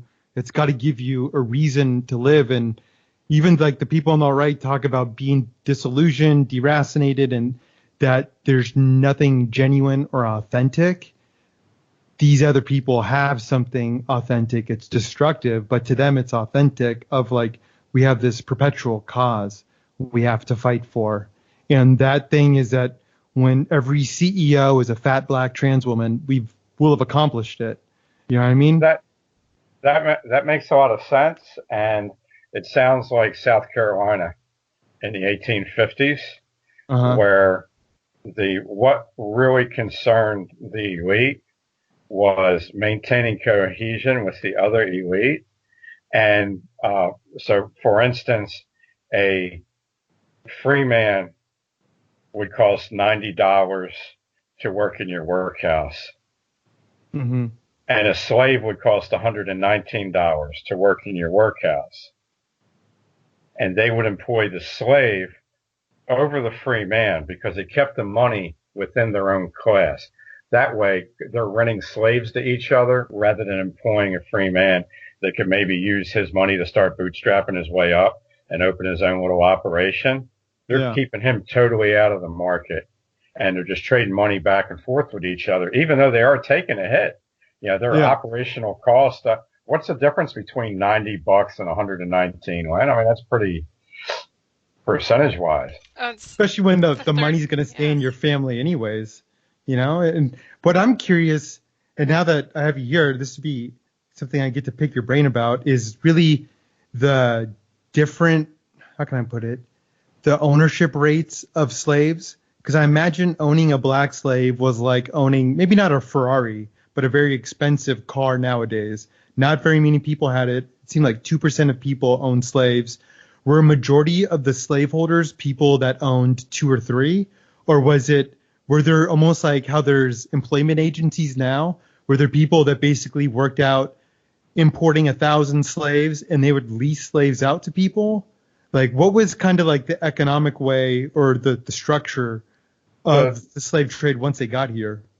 The number of slave owners as a slice of the population in the slave states on the eve of the Civil War was 14%. Okay, but of that 14%, most of the slaves were owned by 7%. And of that 7%, it keeps pyramiding up like that. Yeah. It looked just like the wealth disparity that we have now. And if you think about it, that's really what these people represented. What they were your, like your equipment in your factory or whatever. These were real live assets that were in use, and were actually liquid too. Yeah. So, that's 14%. And when you look at that, when you get down to people that only own a couple of slaves, it's almost more like a family relationship, because these people were struggling. If you're that low on how much human property you own in the slave economy, then you're starving and your slave's starving. Yeah. Okay. Now, this is at a certain point, it might even make sense for you to free them. Yeah. Let them go, give them away, sell them, whatever you can do. Because another example is, if you owned more than 10 slaves, you didn't have to go on patrol. You didn't have to serve in the militia and round up the criminal slaves, because these people were not locked in barracks or cages, and they weren't chained for the most part. They pretty much stopped chaining people once they went to majority African slaves. and they would just let them run loose because the idea was they didn't have anybody to run to. There was a whole bunch of Irish out there that were going to accept them up in the hills. So if you were a guy that only owned 1 or 2 slaves, or if you're a guy that owned none, you had to go out at night and look for people that were just wandering around committing crimes or running away. So there's your motivation was to stop the guys that were breaking into your spring house to get your food. Yeah. But that dovetailed with the motivation of the guy who legally forced you to do it to recapture his property that's running around. So a lot of these people that you round up aren't even trying to run away. They're just coming out at night to steal your food or break into your place and take something you own while their master's in sleep in his mansion. And then some of them are actually trying to run away. So you don't even know what's what. My idea is that a lot of people, when they caught a guy that was running away, might have just let him go. And they were really interested in rounding up the guys that were committing the crimes at night. So it was a huge, they're cutting you out of work. They're crushing your business, and you've got to go round up their shopping carts. So it's like being a mom and pop grocer on a Walmart parking lot pad. It looks, the number of people that own slaves is like the number of people who own majority interest in corporations today. Not that many. Yeah. It was pretty much the same thing. And when you go all the way back, okay, maybe when you could do the numbers here in 1676, you have 46,000 people in Virginia. A few thousand of them are free. A few hundred of those own people. So let's say you've got 40,000 slaves. You've got, 6,000 people left. Some of them are Indians. Maybe 300 of them are slave owners, roughly. Yeah, it's 1%. It's 2 orders of magnitude, right? It's pretty much the percentage of people that matter today that are running. Less than 10% were free, and then another 10% of those were slave owners. So, 1%-ish. Right. And one of the reasons for that war was the guys that were free that didn't own people, they wanted to be able to vote. And that was one of the big reasons why they went to war, so that they could have a vote in the House of Burgesses. And when they lost the war, that vote that they had temporarily acquired was taken back away. Which Bacon's Rebellion. Oh, okay. So it happened the very same year that there was an Indian uprising by Indians that looked a whole lot like English dudes in Massachusetts. Yeah. And Connecticut. So the wealth disparity was just crazy. Yeah. And you also think about the fact that your wealth was the people you owned, because even the slaveholders, they would pay for what they acquired in tobacco. They hardly even had any cash. Yeah. In the 1600s, it just wasn't there. They paid in tobacco. And when they came back with what they came back with, and it usually didn't include shoes for their children. So this 1% of people that don't everybody, the complaint of their wives was that they never brought back shoes from the trade ships for their children. The only thing they came back with was slaves and rum. Yeah. That was it. So the richest of the rich didn't have much still. Their kids didn't even have shoes, and they were drunks. Yeah. So this is and academics would have us believe that they didn't beat any of their servants. Yeah. Even though there were laws in place saying you could only hit them 40 times or 39 times or 30 times. Yeah.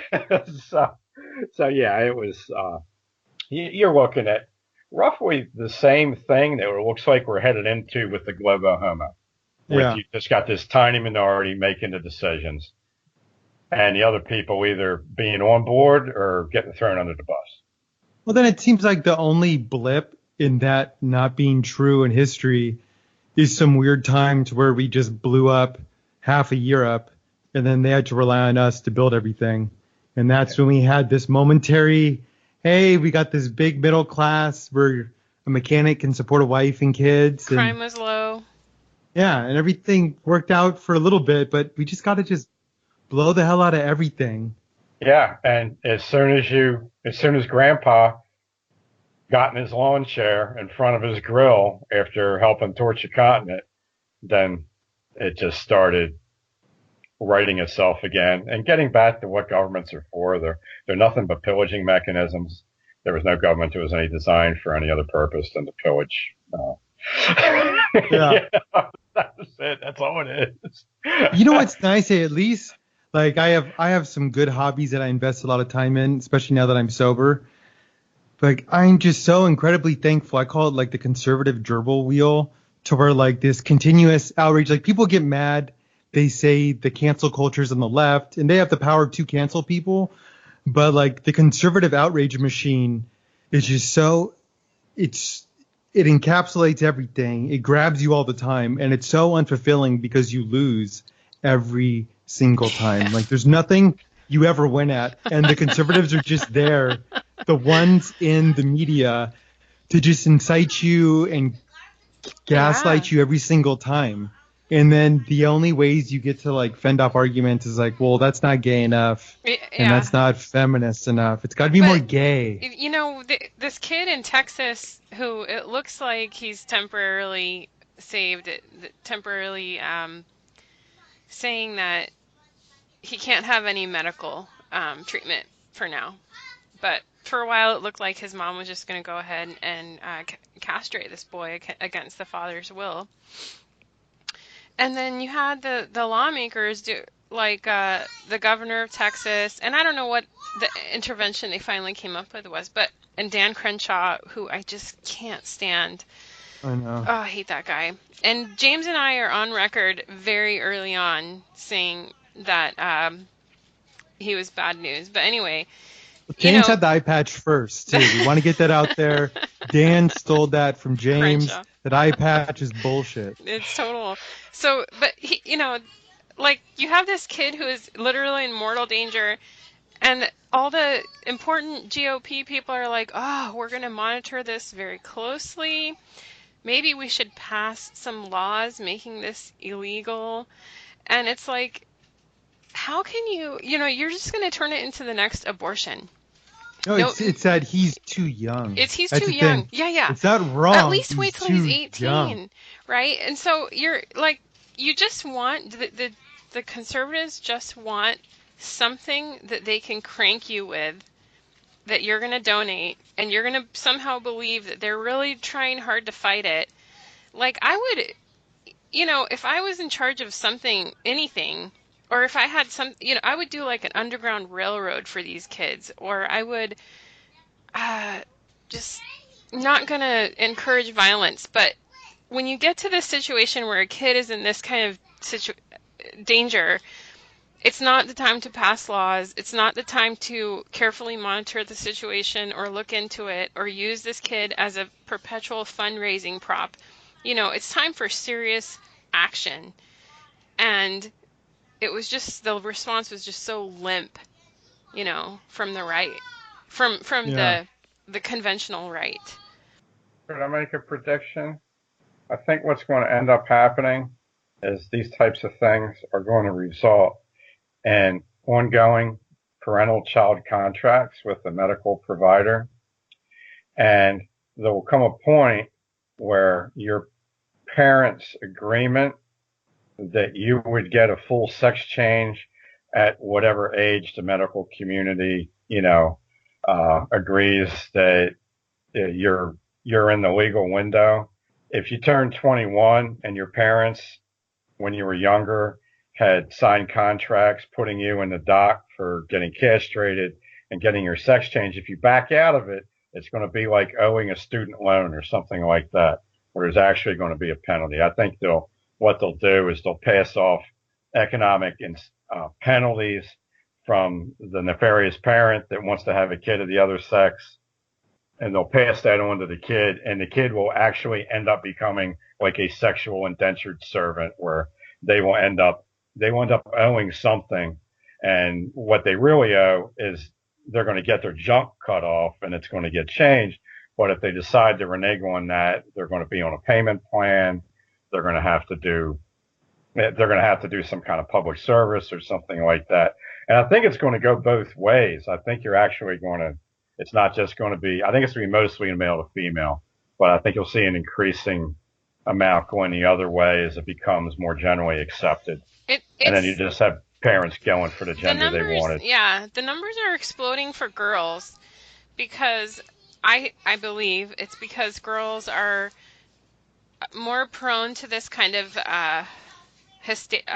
mass hysteria or like psychological contagion, where when I was young, girls were cutting themselves or being anorexic, and I think they still do that. But now it's like, oh no, I want hormones. So the numbers have jumped the most in like adolescent girls who want to swap. But it's more the media control. It's because I bring up the cutting thing a lot, and it's interesting how like the girl in Wisconsin that starts cutting herself, she's not cutting herself because she genuinely feels there is a pain, but the reason she's choosing cutting as an avenue is because the media has told her that girls in pain who are going through puberty, this is what you do. This is how you express your pain. Yeah. And it's another form of branding. Yeah. I mean, it's like, this is how you brand yourself. It's are you exactly branding. Dysfunctional girl? Or you wear goth clothes. Yeah, Winona Ryder, Edward Scissorhands. Absolutely. Yeah. You're talking my language. You know, and so it will be happening to boys and girls, and it will be very highly protected as it already is. It's a huge moneymaker, and this stuff goes back to consumerism, because there are doctors making big bucks doing mastectomies on 12-year-old girls. They are selling like fashion accessories, like underwear with prosthetics, you know, for little girls to wear, or underwear that like squashes down for little boys to wear. And it's just another form of consumerism. And I get most angry at the doctors because they have supposedly been trained in this profession of responsibility and honor, and they're using that cutting edge technology to just mutilate and slowly kill people. They're being retold as nothing but meat puppet mechanics. That's it. Yeah. They just work on the machines. They're making big money. They're making big money doing it. This woman is there's an endocrinologist, so a hormone doctor, with a 10-minute TED talk out there about how to do this to children. And like, are you going to be there for this family? I'm like, lady, you cash the check. You know, she just clearly has dollar signs in her eyes. And plus some sadistic aspect to it as well. Plus, can you imagine, there was that movie that came out in the 80s about the guy that takes a pill to make his skin black to get into Harvard? Can you imagine when people will be doing gender reassignment to help get a promotion? Like, I work at Google, and I'm going to be the cause celeb because I'm going to do my gender transitioning. I'll make a YouTube page on a Google-owned subsidiary. I'll probably get a bunch of subscribers. And then when that promotion comes up, it's just another form of branding for yourself. And it's going to be social credit. Like, if you're not doing that to your own body, you have to be dating a person. Like, and I've already predicted this. There's going to be a time in America where if you have never dated some kind of sexual deviant, it's going to be a question on your character. Like, really, in your whole life, you never even were attracted one time to a tranny or whatever? It's just a passable tranny. Yeah. Like, it's it must be your toxic masculinity. Yeah. Yeah, it's a crazy, crazy world. But it's, so this is my prediction. And if sometimes there's this thing, I got kicked off of Twitter, thank God. And now I don't get obsessed with it anymore. They won't even allow me to make a new account. I think I called a girl who was doing one of those, like, being fat as anti-capitalist. and I called her fat. So I think that's what triggered it. But there's Graph Twitter, and they talk about the end of the world because we're going to run out of fossil fuels sometime around like 2050 or 2100. And if that doesn't happen, if we find a way to not run out of fossil fuels, then I think we're going to get, in the most optimistic sense, a Blade Runner future of just nothing but these giant mega corporations that control everything, where everyone lives in pods, and we basically become the most efficient cogs in the wheel. And I think you'll see that there's going to be a resurgence of like Amish type communities that if the system allows them to check out, of places that could basically supply children for the big cities. You know what I mean? Of like, you go to the big city, you get trained as a physician, you could bring it back to the town, or you have all these kids that can go work in the system itself. But there's just going to be people that check out because it's just has gotten I'm hoping that there's going to be that option that you can go and live like a farm life somewhere, and the system won't try and crush that. Yeah. There's a lot of people that want to do that, and I know some of them, and the system is set up as a web with an instinct to expand into areas where people want to go to get away from it. So it's kind of like a reactive net that's just trying to branch, like a vining thing that's trying to branch into the open spaces. But I think as it loses efficiency, there's going to be gaps where people can do this in. Yeah. And it's going to end up happening. But I would like to point out, if you have enough fat people, you will never run out of fossil fuel. If you have 200 fat Americans, you've got a lot of candles. Okay. You got a lot of fossil fuel there. So I like to try to keep things optimistic sometimes. The candle won't stop burning. Throw the black pills out there. Yeah. Because you know what's interesting too, and it's hard being in my early 30s. I look back and I remember when the OJ trial was happening, living in Southern California. When I would come home from school, the Power Rangers would be on. And I remember I hated the OJ trial because I couldn't watch Power Rangers because it would take over something was going on. And it felt like the OJ trial happened. I don't know how long it was in the media for, but I remember watching OJ in the high-speed chase. I remember Judge Ito and Marsha Clark. Remember all these people. And it seemed like it went on for 3 years. I might be wrong. It might have only been 1 year, but my sense of time wasn't as compressed as it is now. You know what I mean? And it's like, I think what's one aspect that's so unnerving and drives you crazy is that even the things that are like cultural phenomena, now that there's so many different avenues for media and things come at you so quick and they're all competing against each other, it's like everything is a flash in the pan. Like OJ would have been maybe like 2 months instead of 3 years. So there's never even that sense of like, man, in 1994, remember the OJ trial and like that Paula Abdul album? It's like there's so much crap to remember. There's no cultural continuity at all. It's just this mishmash I of a have mosh. noticed this too because of the boomer idea, like okay boomer. And I'm older than you, okay, and not in the boomer generation. I am Gen X, technically. But I have many boomer traits, okay? I'm middle-aged, I have kids, stay-at-home mom.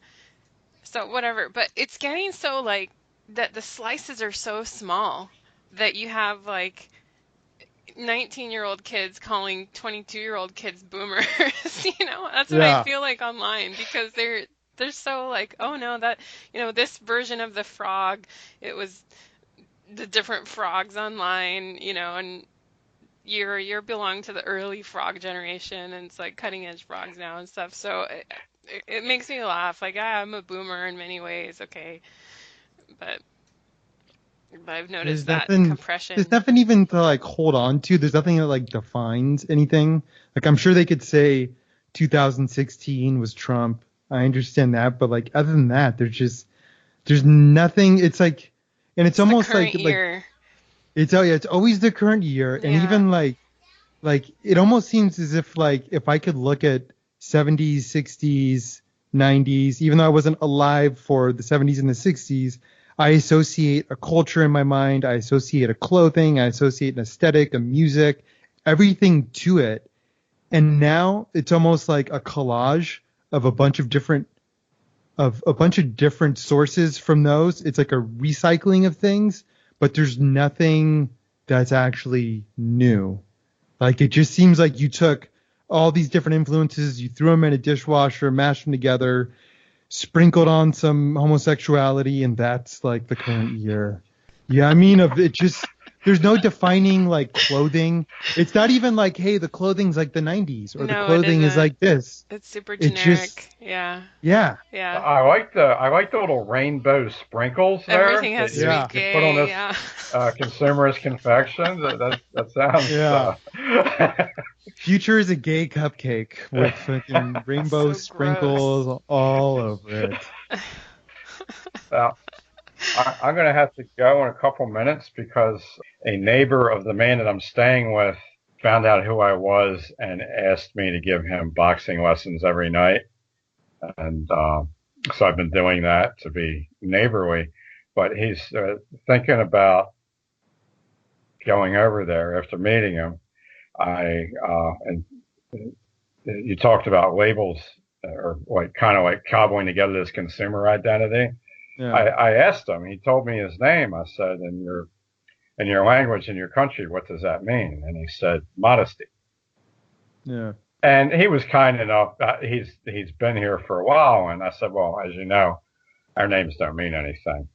I just, my parents hung a label on me that nobody in the Western world's probably known what it meant for 2,000 years. So congratulations on having a name that has some meaning attached to it in your language. And I actually think that might be some aspect of how it's so easy to just scrub culture out of people from the West when you don't even have that last name. Surnames might have meant something, but how long has anybody known what John or James means? Or you're inheriting a name from some other culture, from some other age, from some other race, just because it's a name that's like hanging out there that you can pluck down out of this directory of labels that pin on your little kid.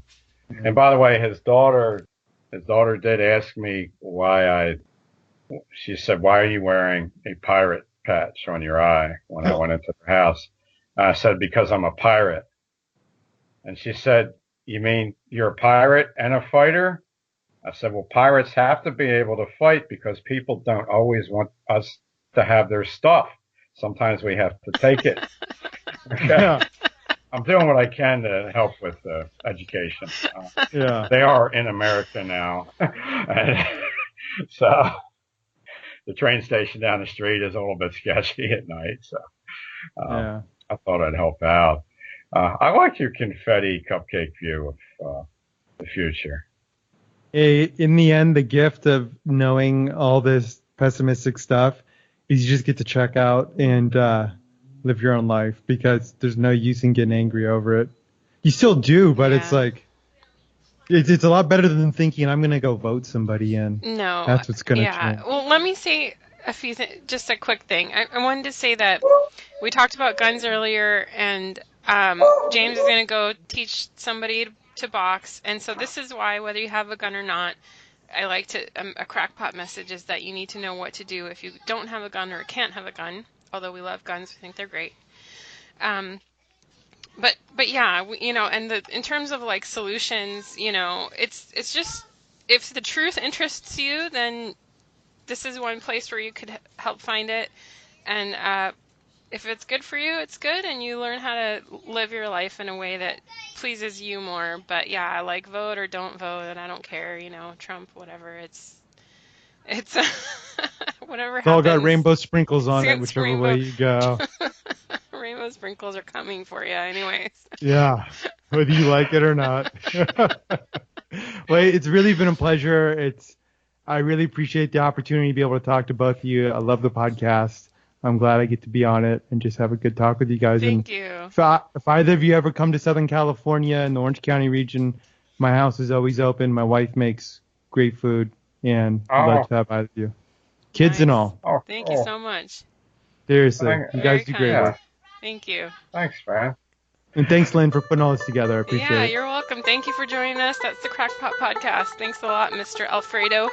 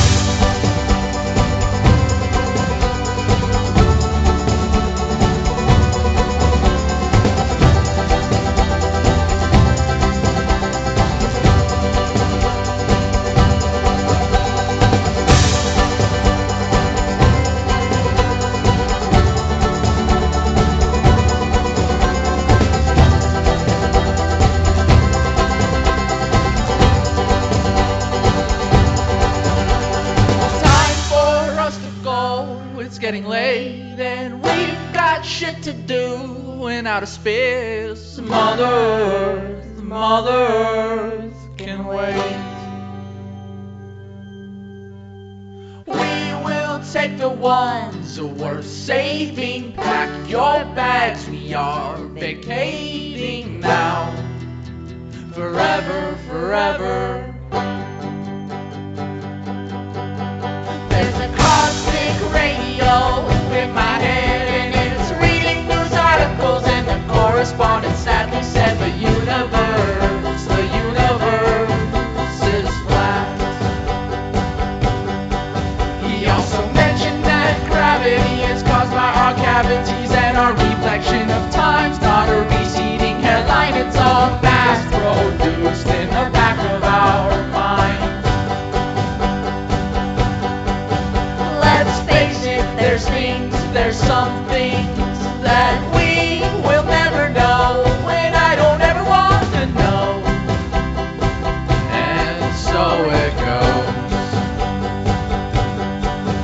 Let's fuck it up, let us run amok, let's do the things that we want to do. We're animals after all.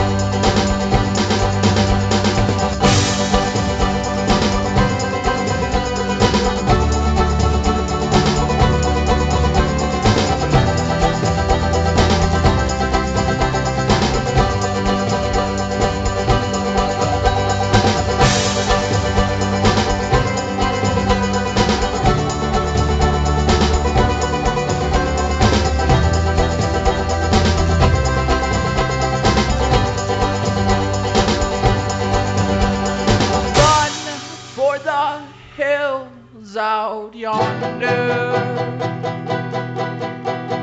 through the traffic and the people too. Boy, it really makes me wonder how we enjoy fucking people over. You used to be happy once. Oh, we go